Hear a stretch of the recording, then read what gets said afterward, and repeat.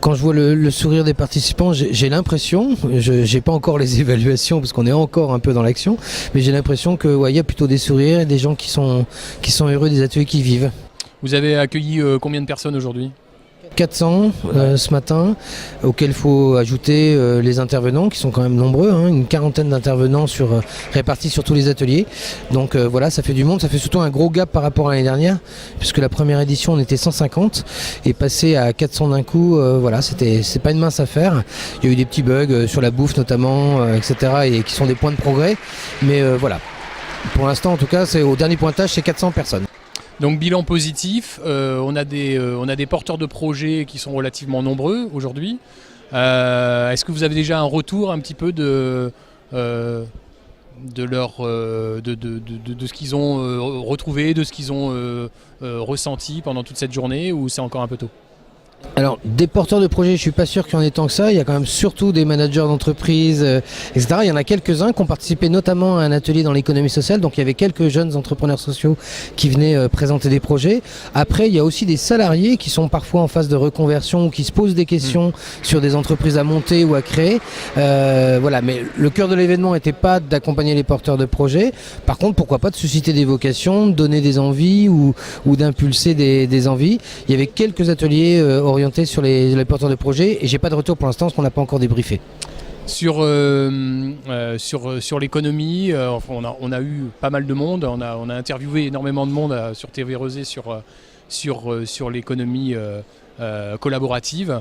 Quel bilan vous faites de ce concept entre guillemets, quelle vision vous avez de ça par rapport aux gens qui sont ici, par rapport aux ateliers qui ont été proposés? La question c'est, est-ce que le changement est en marche et est-ce qu'il y a encore beaucoup de travail ? Alors les deux, mon colonel, je pense que le mouvement est en marche et ça se traduit à plein de niveaux dans le domaine économique bien sûr, avec tous ces jeunes entrepreneurs sociaux, ces projets de start-up autour de l'économie collaborative, etc. Beaucoup d'entreprises qui se posent des questions, qui ne savent pas encore forcément comment changer, mais qui comprennent bien qu'on n'est pas dans une crise, dans un changement de cycle profond, qu'il va falloir s'adapter, gérer la transition managériale, digitale, ça bouscule nos habitudes, nos modes d'organisation, etc.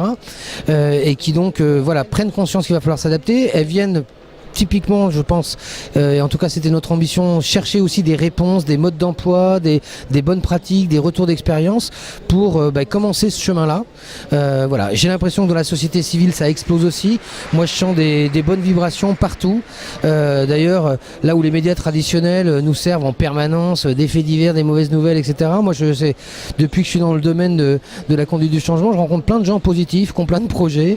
Je vois des mouvements citoyens comme Nous Citoyens, les ZEB, Nouvelle Donne, les colibris partout qui explosent avec de plus en plus de communication via les médias sociaux notamment, mais aussi des rencontres autour du climat, du développement, du changement, du change management, etc. Donc voilà, j'ai vraiment l'impression qu'il y a quelque chose qui est en train de se passer, que la prise de conscience elle est là et que les gens cherchent maintenant le mode opératoire et cherchent à se retrouver. Et la vocation d'une manif comme la nôtre, c'est aussi que les changemakers et ceux qui ont envie de faire bouger les lignes s'identifient, se retrouvent, se rencontrent pour porter des projets ensemble, même s'ils sont dans des univers parfois économiques très différents, associations, entreprises, voire artistes, pourquoi pas, ou porteurs de projets. Ces croisements fertiles, c'est finalement justement ça la vocation de la Fabrique du Changement, c'est un peu de les organiser, de les favoriser. Et puis ça ne s'adresse pas qu'aux petites entreprises, parce qu'on a vu la SNCF, qui est partie prenante de ce changement, et même au sein de la SNCF, on a des choses qui bougent, et c'est quand même, effectivement, ça veut dire que c'est en marche, quoi. Toutes les organisations se posent ces questions-là. C'est peut-être plus difficile à gérer de prendre ce chemin-là dans les grosses organisations, tout simplement pour un principe de réalité, c'est que tu bouges pas un 15 tonnes comme un scooter. Donc pas facile d'adapter des grosses organisations avec des inerties souvent culturelles qui viennent de loin. Mais effectivement, elles ont fait le changement. La SNCF est un bon exemple. Alors c'est souvent sous le fruit de la contrainte, la concurrence qui s'accélère, qui arrive, etc., qui bouscule nos habitudes. Mais voilà, l'important c'est qu'ils s'engagent dans ce chemin-là. Après, le fait qu'il y ait beaucoup de PME, moi ça me ravit, parce que je rappelle quand même que les PME c'est 95% de l'économie du pays, l'économie réelle, et que l'économie réelle, voilà, elle est faite de petites entreprises, et que je préfère que 2 millions de petites entreprises créent chacune 2 emplois, ça résoudrait un certain nombre de problèmes, plutôt que d'être encore dans le fantasme des grandes entreprises ou des grands secteurs traditionnels qui aujourd'hui ne sont plus de pourvoyeurs d'emplois, sans doute aussi parce qu'en fait il y a beaucoup de travail, mais il n'y a plus vraiment d'emploi. Et donc la prise de conscience, elle est aussi qu'il va falloir pour beaucoup créer son emploi, créer de l'activité, imaginer des produits et des services nouveaux. Voilà, c'est un peu tout ça dont on discute. En tout cas, je suis ravi bien sûr qu'il y ait des grands comptes qui participent aussi à la manif, parce que ils sont aussi des pourvoyeurs après à travers les appels d'offres, les besoins qu'ils peuvent avoir de faire appel à des consultants, à des formateurs, à machin. Ils sont en veille en tout cas, ils sont ouverts de plus en plus à ce qui se passe, y compris pour identifier sur leur territoire, et c'était le sens en l'occurrence de la présence de la SNCF, des gens avec lesquels ils pourraient travailler pour déployer des changements. Alors il y a quand même une chose qui est notable, c'est qu'il y a très peu de politique. Et on sait aussi que le changement peut passer aussi par les politiques. Est-ce que vous sentez que ça peut bouger aussi à leur niveau? Est-ce qu'il y a une prise de conscience ou est-ce que vous les sentez un peu en retrait par rapport à ce mouvement qui est en marche? Alors, je pense qu'on a quand même de la chance d'être dans l'Ouest. Il y a peu de politique, mais il y a quand même Christophe Clergeau qui est venu ce matin, vice-président de la région, qui s'intéresse à tout ça, qui a fait un pitch de 3 minutes en respectant la règle du jeu, ce qui n'est pas évident pour un politique auquel on demande pas de discours, parce que voilà, la promesse de la manif, c'est qu'on soit dans une dynamique, etc. Il a vraiment super bien géré le truc et montré son intérêt pour toutes ces thématiques, et c'était pas du flanc, quoi. On l'a senti dans les mots qu'il employait et la façon dont il a rebondi sur l'introduction. Il y a Johanna Roland qui nous rejoint ce soir. Alors, elle a peut-être la caractéristique aussi d'être une femme, jeune, 34 balais, voilà, pour gérer une agglomération de 680 000 habitants, c'est pas rien. Ça veut dire, elle aussi, qu'elle a une vraie vision.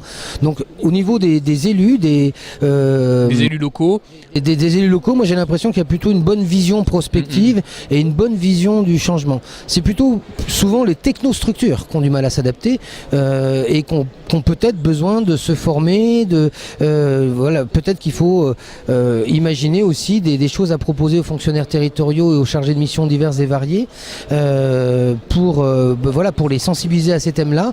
J'ai l'impression en tout cas que sur notre territoire, au niveau des élus, ça se passe pas trop mal.